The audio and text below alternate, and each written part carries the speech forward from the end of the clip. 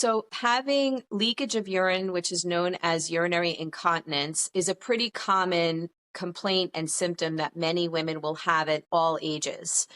We know that there can be a combination of reasons why they're leaking urine, and there are different types of incontinence. So, the first type of incontinence is called stress urinary incontinence, and that's the kind of leakage that occurs when you cough, laugh, or sneeze and you leak a little bit.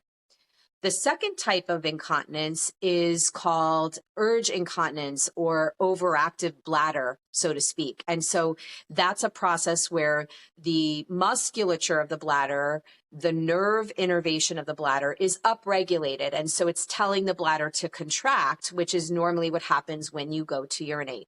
And so both types of incontinence need to be evaluated differently.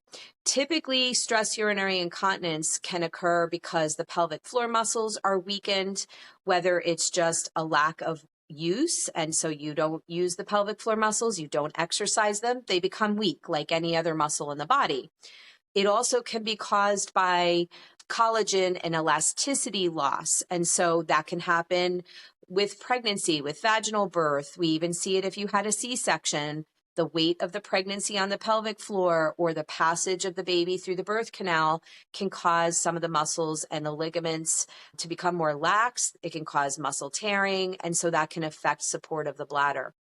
We also know that loss of vaginal estrogen at any age, and it's not just in menopause, can cause a laxity in the tissue, a lack of collagen and elasticity.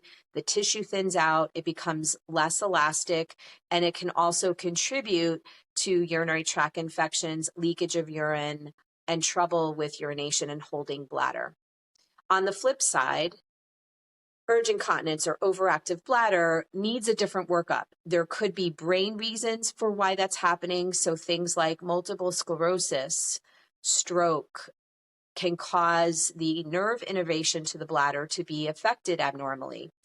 When it comes to the bladder muscle, there can be problems with the bladder muscle that can cause you to get that urge incontinence, like you can't make it to the bathroom and then you leak a large amount of urine because the bladder contracts.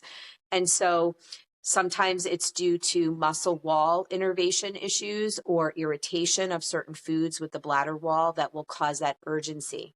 So there are two types and they have to be worked up differently.